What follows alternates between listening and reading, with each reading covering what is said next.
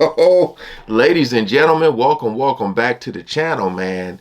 You know, when I think back, and I've seen a lot of comments on certain videos I've done where a lot of people would say, oh man, this dude's music is great, but he was a horrible person, or this or this or that and that.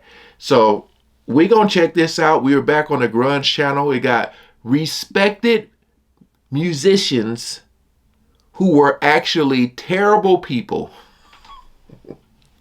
Hey, look, the ones I met so far have been great. That's all I can say. But we're going to check this out. Again, appreciate you guys coming over. Make sure you're watching, liking, commenting, sharing, subscribing, all that great stuff. Appreciate all the love and support. Shout out to the good humans. Link is always in the description for those who are asking. So, we ain't going to waste no more time. Let's jump right into it. Some musicians just have a freakish amount of talent. Most of us learn at a young age. Oh yeah, and please comment below if you ever had an experience with someone being a jerk or whatever the case may be, but their music is great. Oh, let's bring it back. Some musicians just have a freakish amount of talent. Most of us learn at a young age that we are not those people. For those who do have that talent to go on to be the singer-songwriters, there's something almost magical about listening to them perform. But it's easy to forget that behind all of the music is a very ordinary person, and sometimes that ordinary person is a terrible human being. Johnny Cash's women troubles. There's a lot of dark stuff in Johnny Cash's life, but let's talk about just how horrible he was to women.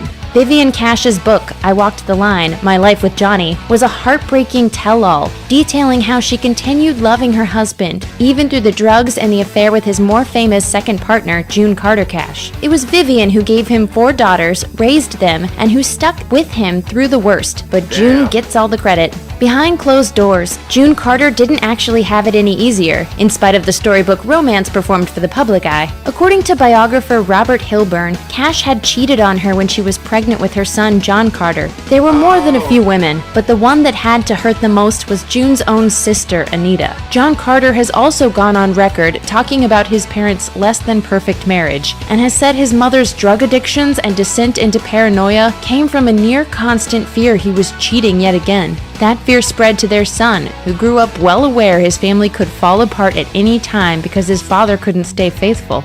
Elvis's underage flings. Elvis was only 21 when he became ridiculously famous with the success of Heartbreak Hotel, and after that, all bets were off when it came to how far he would go. Along with the fame and fortune came the admiration of countless women, but according to biographer Joel Williamson, there was a particular type of woman Elvis liked. The really, really young ones. When the newly made megastar went on those early tours, he took along a group of 14-year-old girls, and Williamson says he was a huge fan of tickling and pillow fights. Future wife You know, I hear so many stories about this, but it seems like it's a lot of artists, because their music is so great, a lot of people look like right by it. Like,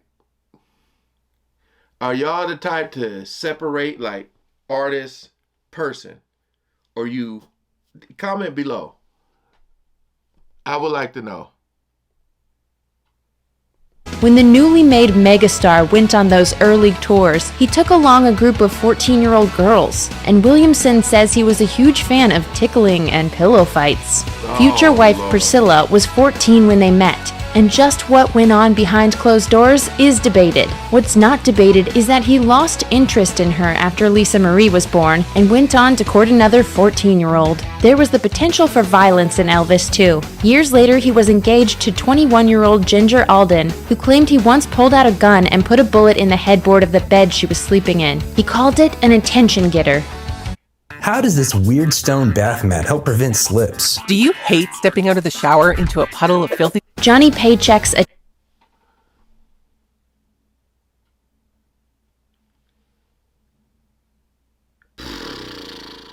Damn.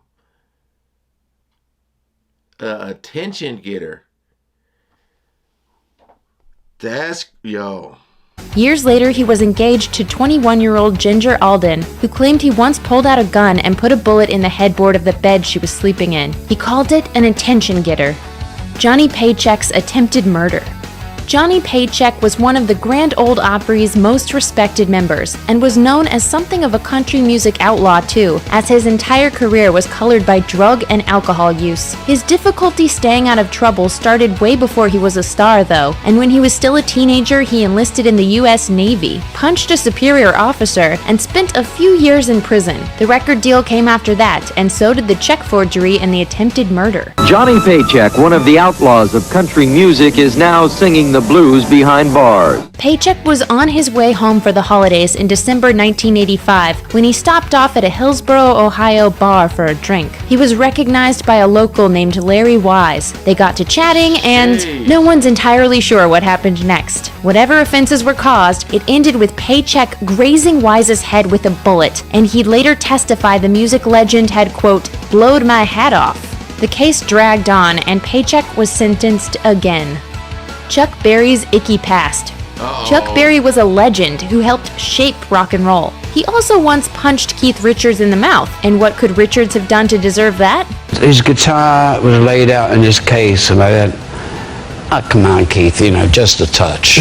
Berry's attitude got him into all kinds of trouble, and he even had a name for those incidents, his naughties. It started when, as a teenager, he did 3 years in a reform school for stealing cars and a bit of armed robbery. Fast forward to 1962, when Berry was 36 years old. He was tossed in the clink for violating the Mann Act, a law that prohibits taking a woman across state lines with immoral intentions. Oh, and she was 14. Berry, you are under arrest for transporting a minor across state lines for the purpose of prostitution. I did not touch.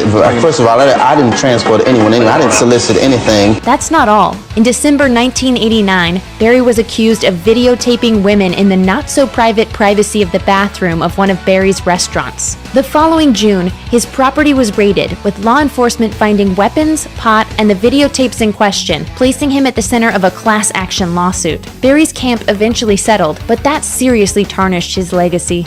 Brian Jones, anti-establishment and abusive. Brian Jones passed away when he was 27, not long after the Rolling Stones had made the decision to move on without him. It wasn't a surprising choice. Jones made Keith Richards look like the one you'd choose to bring home to meet your parents. There were, of course, the drugs and the pills, but his troubles started long before that. How long? He was kicked out of his grammar school for inciting rebellion, and it sort of spiraled from there. In public, he got in the face of anyone who didn't understand their music, and behind closed doors he had a violent streak a mile wide. Anita Pallenberg was one of the original muses for the Stones, and she'd eventually go on to have a long-term relationship with Richards. But she started out with Jones, and Rolling Stone magazine says it was an abusive relationship that ended when he hit her so hard he broke his hand on her face. It ended up very badly, because by then Brian had become very abusive and very kind of envious, and Keith couldn't bear the way Brian treated me. Sympathy for the devil indeed.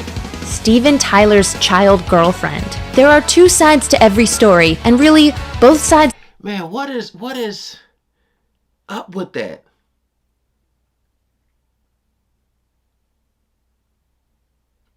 Like,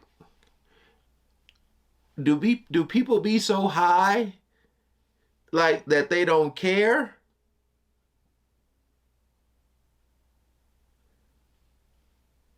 It's like when I heard about those baby groupies they were saying, like, what the hell, man?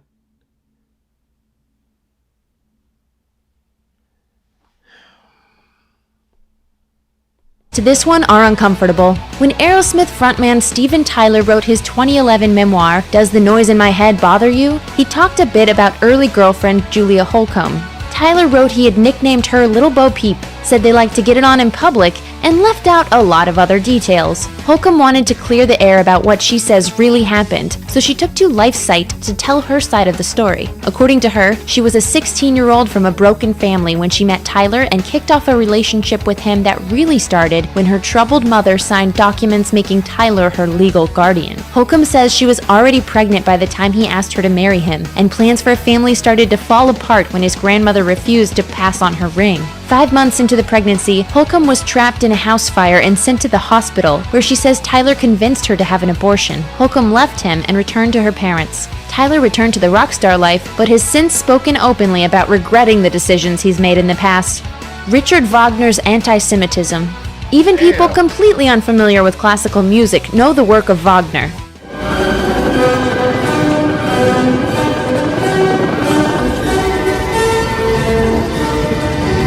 Wagner died in 1883, decades before the rise of Hitler and his Nazis. That means he wasn't around to see his music heralded as the soundtrack of the rise of anti-Semitism, but he probably wouldn't have hated the association. Wagner wrote a ton of jaw-dropping hate, including the idea Jews could only mimic art they'd seen and heard. When he struggled as an up-and-coming composer, he even blamed Jewish critics for keeping him from success. Frank Sinatra's destructive temper. Frank Sinatra was iconic on stage, but there was a lot of shady stuff that happened offstage. According to The Telegraph, his temper was so bad that one of his wives once described him as a sort of Jekyll and Hyde character, and there's a whole list of physical altercations he was involved in. First, the ones where someone got seriously hurt. According to legends about the man who did things his way, he punched a reporter in 1948, but eventually settled the assault and battery charges filed against him. In an unrelated incident, he threw a phone at a random businessman who was staying at the Beverly Hills Hotel and cracked the man's skull. Keeping with the theme of throwing things, he nearly killed then-wife Ava Gardner by throwing a champagne bottle at her so hard it cracked the bathroom sink. Sinatra destroyed an insane amount of stuff too, usually in fits of rage. Further legends say that he took a knife to a friend's Norman Rockwell painting, threw a malfunctioning TV out of a window at the Sands Hotel, and smashed a car radio when the Doors' Light My Fire came on. So he must have really loved it when his daughter Nancy covered the song on her 1969 album. Not a gentleman, to say the least. Thanks for watching. Click the grunge icon to subscribe. Like the sleeping with underage girls, the hitting women,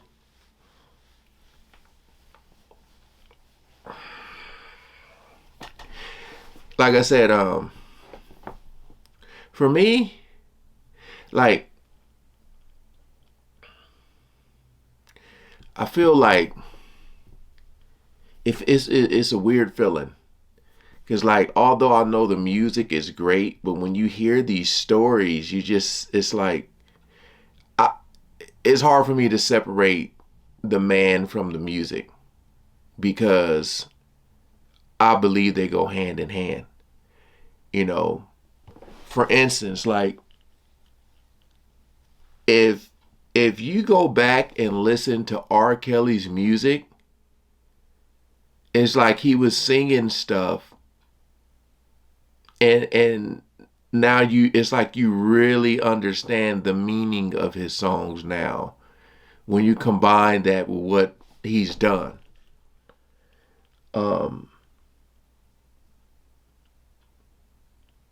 It's crazy, man. All you got to do is, like, for the guys out there especially, it's like, what if one of these girls, these underage girls, was your daughter? How would you feel about a grown man being with them? See, I feel like a lot of times it's that almighty dollar is involved, you know?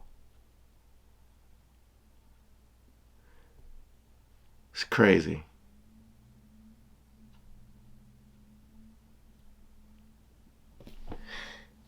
Like, hearing that about Chuck Berry, like, it's just crazy because, like, you know, I understand the music is great, but, like, it's like I get these requests.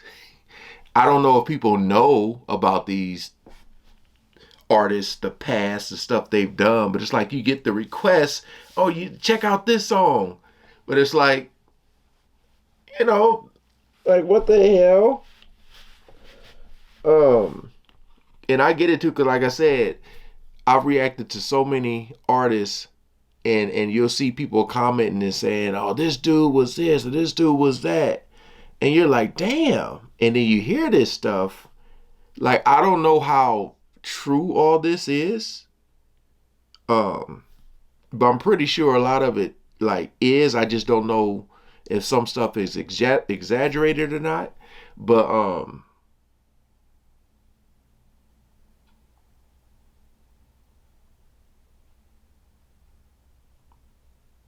it's like some of this stuff I wish I would have known before I reacted to some of these people.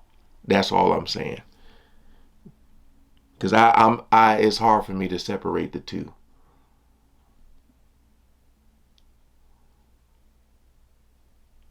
Like, I didn't know Elvis was like that. Jeez.